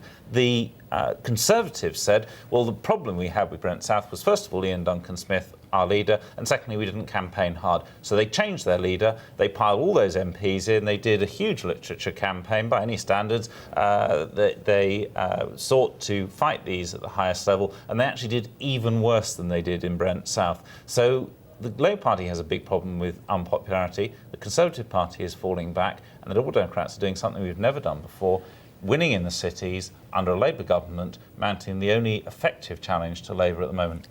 OK, Dr Liam Fox, it's been a pretty bad night for the Conservatives, hasn't it? You've beaten into third place in both of those seats. And as Matthew Taylor was saying there, not for want of effort. You've put a big amount of campaigning effort in, particularly in Leicester South. And of course, parties, as I said earlier, should always be putting a big effort in. There's no point in being in politics unless you're willing to try to engage with voters in whatever type of election you've got. I think we need to put this in context. We've just had the elections on June the 10th. Matthew says the Tories are falling backwards. We're now by a long way the biggest party in local government. We've just taken control in places like Walsall, Dudley, Trafford, Coventry. Though, I'm saying to put them in context. And we have been making major advances. Now, these are not seats where we would expect to do particularly well. It'd be nice to do much better. You'd be very dishonest as a politician to pretend otherwise. It'd be nice to do better, but it's not the sort of seat. Neither of these seats we would have required to win a majority in the House of Commons. I think the lesson for the government is that they have to listen. I think they failed quite clearly tonight to understand the message voters are giving them. I think the message for the Conservative Party is that people do want to hear more explicit alternatives from us, and over the summer we'll be laying out more of our ideas on economic policy and on law and order and asylum and immigration. I think people do want to hear that, but I think there's one very clear message from the local elections, from the European elections, and from these elections, and that's voters feel let down by Labour, and they're increasingly looking to the party that will beat Labour, and that will be a different party in different parts of the country. And if I were John Reid, I'd be a lot less cocky than I am tonight about these results. OK, Dr Liam Fox for the Conservative Party, Matthew Taylor for the Liberal Democrats, and Dr John Reid there in Westminster. Thank you all very much for staying with us on another fascinating night. And now with me to provide some political analysis is the columnist Anthony Howard. Yet another fascinating evening, by-elections, extraordinary events always, and a big upset here. Yeah, it brings back a little bit of the excitement of my youth. I mean, look at going back all the way to Orpington in 1962, I think it was. Then by-elections was part of the sort of bloodstream of politics. And we've just got a flavour of that tonight, which I find, at my great old age, rather refreshing, rather encouraging. I'm still worried about the level of poll. I don't think that's high enough. If I was the government, I'd be very alarmed about those two anti-war votes from Galloway's party. I mean, that's 3,500 votes this lady got in Leicester South is absolutely staggering, it seems to me. That was Yvonne Ridley, the journalist who stood there for the Respect Party. And I think that would worry me. And I think if I was the Prime Minister, I would begin to think now, what about this reshuffle? What can I do? What kind of message can I send to the electorate to say that this is not just the old firm? And if I was one of the more elderly members of the Cabinet, I think perhaps even the Deputy Prime Minister, reverent as I am, I might begin to sort of worry about my future, because I think he's got to do something. He's got to put in the shop window some new faces. And whether, you know, I read some places that Margaret Beckett might be the next chairman of the party. That's old hat. You know, he's got to do something new. Other thing I think I'll just say as a wicked... like that description. Yeah, quite. A wicked afterthought. If I was Peter Mandelson, I think tonight I'd be kissing goodbye to any chance I ever had of being the EEC Commissioner in Brussels, because the Prime Minister is not going to risk another by-election in Hartlepool where the Liberals and Democrats are very strong indeed. No, absolutely. Tony Blair will be, I'm sure, urging his old friend to stay in place. But the Iraq War clearly has been a huge factor. It's come to symbolise a lot more to voters, though, hasn't it, than just about the war, just about an invasion. there in the Middle East, it has become, in some ways, a defining issue for this government, hasn't it? Yes, it's the issue of trust. I mean, what makes the Iraq war so damaging is that the Prime Minister is accused by a large number of voters, we've seen tonight, of actually having, I don't think he deliberately myself, but having misled the country. And the trouble with trust is, it's like virginity. Once you've lost it, you don't get it back. OK, Anthony Howard, for now, thanks very much indeed for joining us. Well, now let's have a look at some of the other stories making the headlines.